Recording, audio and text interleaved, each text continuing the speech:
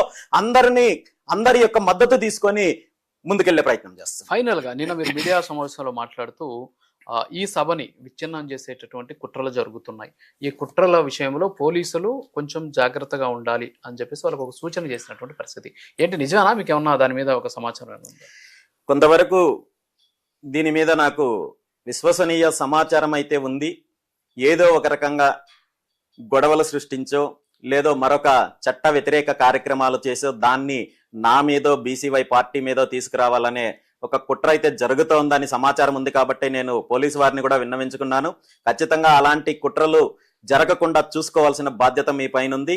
భవిష్యత్తులో ఏదైతే ఒక మంచి ఆలోచనతో, ఒక మంచి ఆశయంతో, ఒక మంచి లక్ష్యంతో ఈ రాష్ట్రంలో ఉన్న 3 కోట్ల మంది జనాభాకు సంబంధించిన అంశం పైన మేము ఒక శాంతియుతమైన కార్యక్రమం చేస్తుంటే దానికి ఒక పక్క ప్రభుత్వం అడ్డుపడుతోంది, ఒక పక్క పోలీస్ డిపార్ట్మెంట్ అడ్డుపడుతున్నారు, ఒక పక్క అసాంఘిక శక్తులను కూడా మీరు ప్రేరేపించే ప్రయత్నం జరుగుతోంది. కాబట్టి నేను ఇది చెప్పడం జరిగింది. ఖచ్చితంగా ఆ దిశగా మేము మా వైపు నుండి పూర్తి స్థాయిలో కావలసిన చర్యలు తీసుకున్నాము. దీనికి పోలీసుల వారు కూడా సహకరిస్తారని చెప్పి కోరుకుంటున్నాను. Thank you sir.